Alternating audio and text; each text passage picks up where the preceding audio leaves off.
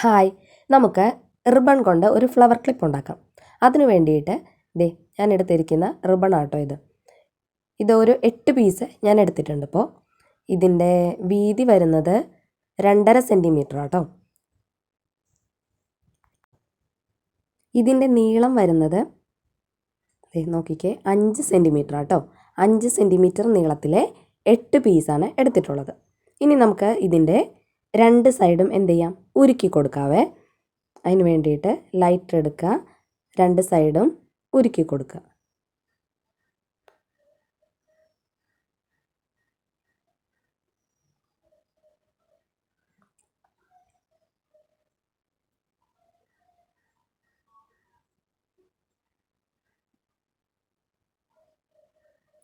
ഇനി നമുക്ക് 2 പീസ് എടുത്തിട്ട് അതിനകത്ത് ഒരു പീസ് ഇതുപോലെ മടക്കി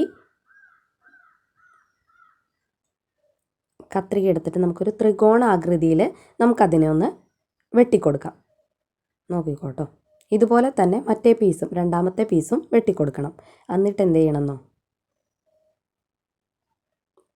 കണ്ടില്ലേ, ഇപ്പോൾ ഇതുപോലെ ആയിട്ടുണ്ട്. ഇനി നമുക്കതുപോലെ തന്നെ പിടിച്ചിട്ട് ലൈറ്റർ ഉപയോഗിച്ച് അതൊന്ന് ഉരുക്കി കൊടുക്കാം. അപ്പോൾ ഉരുക്കുമ്പോൾ പ്രത്യേകം ശ്രദ്ധിക്കണം, അത് കൂടി ചേർന്നിരിക്കാതെ ശ്രദ്ധിക്കണം. ഉരുക്കി അപ്പം തന്നെ അത് നമ്മൾ എന്ത് ചെയ്യണം, നേരെ ആക്കണം കേട്ടോ. ഇനി നമുക്ക് അടുത്തതായിട്ട് ബാക്കിയുള്ള പീസുകൾ ഇതുപോലെ രണ്ടാക്കി മടക്കിയിട്ട് നമുക്ക് സൂചി നൂല് ഉപയോഗിച്ച് ഇതുപോലെ ഒന്ന് തുന്നിക്കൊടുക്കാം കേട്ടോ.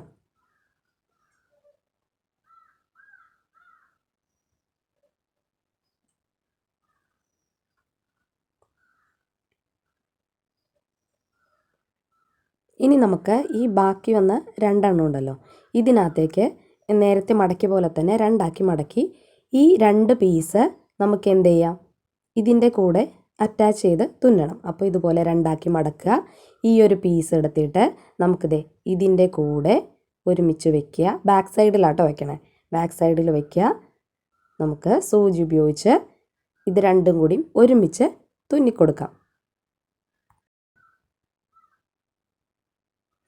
ഇതുപോലെ നേരത്തെ തുന്നിയ പോലെ തന്നെ തുന്നിക്കൊടുക്കുക. ഇനി മറ്റേ പീസും ലാസ്റ്റത്തെ പീസും ഇതുപോലെ രണ്ടായി മടക്കുക. നമ്മൾ നേരത്തെ കട്ട് ചെയ്ത് വെച്ചതും ബാക്ക് സൈഡിലായിട്ട് വയ്ക്കുക. ഒരുമിച്ച് വെച്ചിട്ട് നേരത്തെ തുന്നിയ പോലെ തന്നെ തുന്നിക്കൊടുക്കുക. ഇനി നമുക്കിതിനെ വലിച്ച് എല്ലാം കൂടി ഒരുമിച്ചാക്കി മുറുക്കി കെട്ടിക്കൊടുക്കാം കേട്ടോ. അപ്പോൾ എന്ത് ചെയ്യാം, നൂല് നല്ലോണം വലിക്കണേ. ഈ റിബൺ നല്ല പോലെ ഒരുമിച്ചാക്കി നമുക്ക് നല്ല ടൈറ്റ് ചെയ്ത് ഇതിനെ കെട്ടിക്കൊടുക്കണം. പിന്നെ ബാലൻസ് വരുന്ന നൂല് കുറച്ച് നീളത്തിലാണെങ്കിൽ നമുക്കത് കട്ട് ചെയ്ത് മാറ്റാം. എന്നിട്ട് നമുക്ക് നല്ല ടൈറ്റാക്കി കെട്ടിക്കൊടുക്കുക. ഒരു 2-3 തവണയൊക്കെ നമുക്കിത് കെട്ടിക്കൊടുക്കാം കേട്ടോ, അഴിഞ്ഞു പോവാതിരിക്കാൻ വേണ്ടിയിട്ടാണ്.